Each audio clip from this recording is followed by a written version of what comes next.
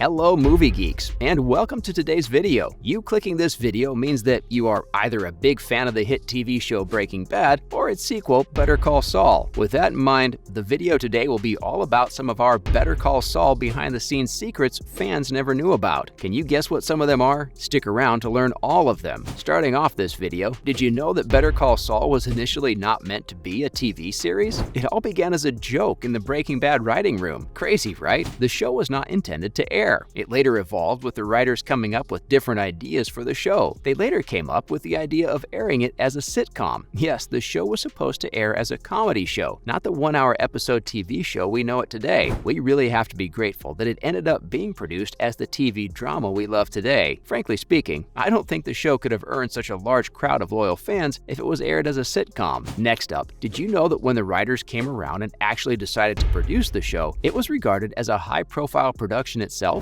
Not many people knew that it was being written and going to be produced. Since it was a sequel to Breaking Bad, which was an extreme success, the writers saw Better Call Saul as a great sequel to the show, as it would be used to explain the origins of some of the Breaking Bad plots and characters while still managing to stand out as its own separate masterpiece. The production was so high profile that some of the actors did not even know that they were trying out for a part in the show until they got the part. A good example of this was Ray Seahorn, who did not know she was trying out for a role until she actually got the part. Imagine having a meeting with producers and at the end telling you got the part. What part? Moving on, let us talk about the various casting coincidences between the two shows, Breaking Bad and Better Call Saul. For example, remember in the first episode of Better Call Saul where Jimmy pays off a man to fall down a billboard as a publicity stunt for his law firm? Did any of you Hawkeye fans notice anything familiar about the paid guy? If you didn't, the character Eddie J. Fernandez was also present in the third season of Breaking Bad as a cartel gunman. Coincidence? No, I don't think so. Another great example of casting coincidences is the gun dealer Lawson. Remember, he is the guy who sold Walter White a .38 snug handgun, and also the machine gun which was used in the pick season finale of Breaking Bad. Lawson was also seen again in Better Call Saul, where he sold Mike a sniper and even taught him how to shoot it. This might be the busiest gun dealer in the area. These are just a few of the casting coincidences in the show. Did any of you catch another odd coincidence in both shows? Comment below and let us know. Up next,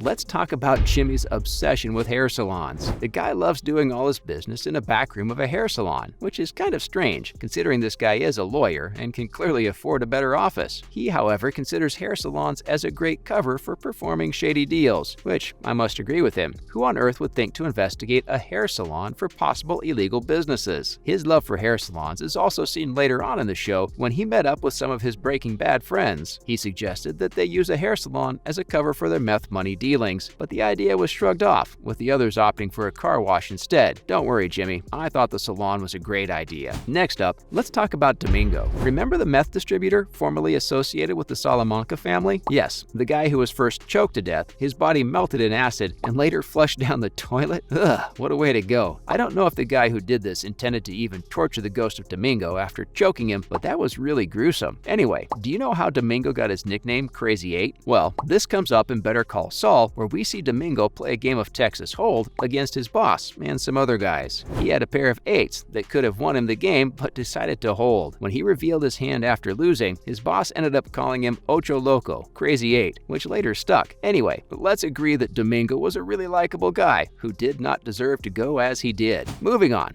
let us talk about Saul's constant complaints of bad knees. This we see him complaining about in almost every scene where he gets roughed up by a bunch of people. When did his knee problems begin? In an interview with one of the writers, Thomas Schnauz, it was revealed that he must have taken a lot of bad hits on the ice of Chicago, and he probably messed up his knees falling down all the time. Remember, as Slippy Jimmy, there is obviously a limit to the number of times someone can keep falling down before they begin to have body issues. Anyway, it's fun to hear Saul keep complaining about his bad knees. Up next, let's talk about how the producers kept using episode titles for different codes in the two shows. Here is an example. If you take a good look at the naming of Better Call Saul Season 2 episodes, Fifi, Rebecca, Inflatable, Nailed, Gloves Off, Switch, Bali High, Amarillo, Cobbler, and Kick, if you take a closer look at the first letter of each episode, they spell out Fring's back. Remember Fring from Breaking Bad? Yes, that guy. Is this a premonition that the villain might return in the future seasons of Breaking Bad? Who knows? Hopefully, yes. Anyway, that is not the first time the producers are leaving Easter eggs in the naming of the episodes. Have a good look at the naming of Better Call Saul's Season 1 1 episodes. If you look closely, you will notice that each episode ends on O, apart from the last episode. It could have been the case up to the last episode, which was initially to be named Jell-O, but the producers feared being sued by Jell-O companies. Next up, did you know that Bob Odenkirk and Michael McKean both have comedy backgrounds? Saul Goodman himself, Bob Odenkirk, is a stand-up comedian and comic actor and had not played such a serious character before taking on the role of Jimmy. Michael McKean, who plays Jimmy's brother Chuck, is also a well-known comic actor, best known for his role as David St. Hubbins, lead singer of Spinal Tap, in the cult 1984 rockumentary This Is Spinal Tap. I guess that is why they give us somehow comic performance when acting in the show. While we are still talking about Saul's brother Chuck, he wasn't intended to be a bad guy. Everyone who watches the show hates Chuck McGill, Jimmy's brother, played by Michael McKean, but it wasn't until writing the 7th episode that Gilligan and the writers realized Chuck was a villain. Believe it or not, the idea of Chuck being the bad guy was a late addition to season 1, Gilligan explained during a 2015 Reddit AMA. This points out one of the things that I love most about writing for TV. There are enough episodes and enough lead time, if you're lucky, for writers to change the direction of a story midstream. We have to admit that everything actually turned out great for everybody, even building the foundation for the show. Finally, did you notice that Saul Goodman prophesied his future in Breaking Bad? In episode 15 of the 5th and final season of Breaking Bad, Saul Goodman says to Walter White, "If I'm lucky, a month from now, best case scenario, I'm managing a Cinnabon in Omaha." And after fleeing Albuquerque, Saul, aka Gene, ends up doing exactly that, working in a Cinnabon in Nebraska, Omaha, in the black and white scenes that bookend each season. There are so many coincidences in this show, but we have to agree they bring out the authenticity and clear relation between the two shows. Anyway, I'm sure that most of you didn't even notice the prophecy to begin with, but don't worry, that is why you guys have us. Congrats, Jimmy, you're living the dream. Anyway guys, this is all the time we have for today's video, and thanks for sticking with us till the very end. Feel free to leave a like and comment below if you think we should continue letting you know some of the behind-the-scenes secrets about your favorite shows. Till next time.